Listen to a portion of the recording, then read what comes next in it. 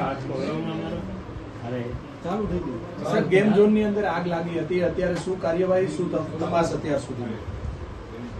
રવિવારે આપણે ફનબ્લાસ ગેમ ઝોનની અંદર નાની એવી આગ લાગવાનો બનાવ બનેલો હતો. ત્યારે ફાયર બ્રિગેડમાં કોલ મળતા તાત્કાલિક ઘટના સ્થળે આપણા ફાયર ફાઈટર અને સ્ટાફ પહોંચી ગયા હતા. મીનવાઇલ એ દરમિયાન ત્યાંના સ્ટાફે જ આગ બુઝાવી અને જે કોઈ ત્યાં પબ્લિકના માણસો ગેમ રમવા માટે આવેલા હતા એ લોકોને તુરંત જ બહાર પણ કાઢી દીધા હતા, કારણ કે બધી જ એક્ઝિટ એ લોકોની ખુલ્લી હતી અને કોઈ મોટો બનાવ બનવા પામેલ નથી. એ આપણા માટે સારું છે.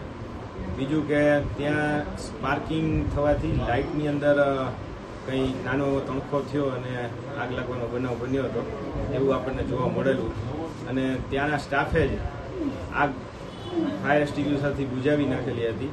ત્યાંનો સ્ટાફ પણ ટ્રેન હતો, એટલે એ પણ આપણા માટે સારું છે. અને અવેરનેસ હોવી એ ઘણું આપણા માટે પ્લસ પોઈન્ટ છે કે બીજી કોઈ જાનહાની ન થાય, આગ સ્પ્રેડ થતા અટકે. તો મારી સૌને એ પણ પેલી છે કે ભાઈ ફાયરના સાધનો ઓપરેટ કરતા આવડતા હોય તો એ આપણને બેનિફિટ રહે. બીજું કે અન્ય જગ્યાએ કઈ તપાસના આદેશ આપ્યા છે તમે?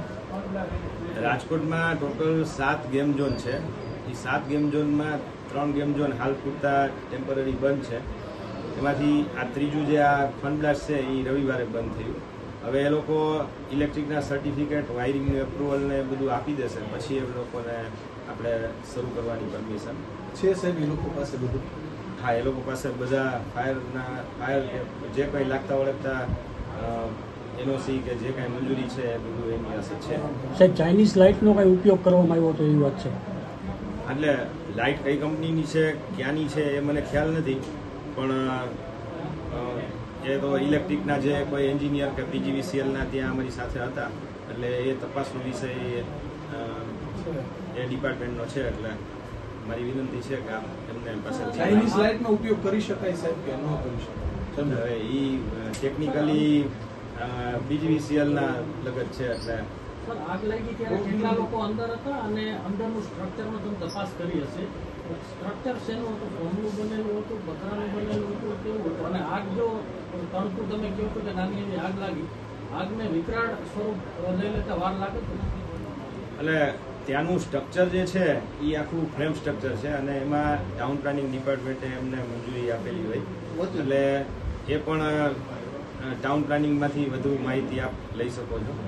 બીજું કે જે ફ્લેમેબલ મટીરિયલ કે અત્યારનું જે ટેમ્પરેચર છે, અત્યારે 40 થી 45 ડિગ્રીની વચ્ચે તાપમાન વધારે હોવાના કારણે કદાચ કંઈ બન્યું હોય તો એ મોટાભાગે ઇલેક્ટ્રિક શોર્ટ સર્કિટ કે ઓવર હીટિંગ કે એવું થતું હોય છે.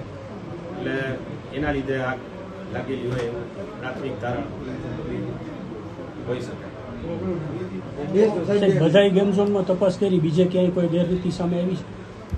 ના, બધા ગેમ ઝોનમાં જે તપાસ કરી છે એમાં ક્યાંય એવું સામે નથી.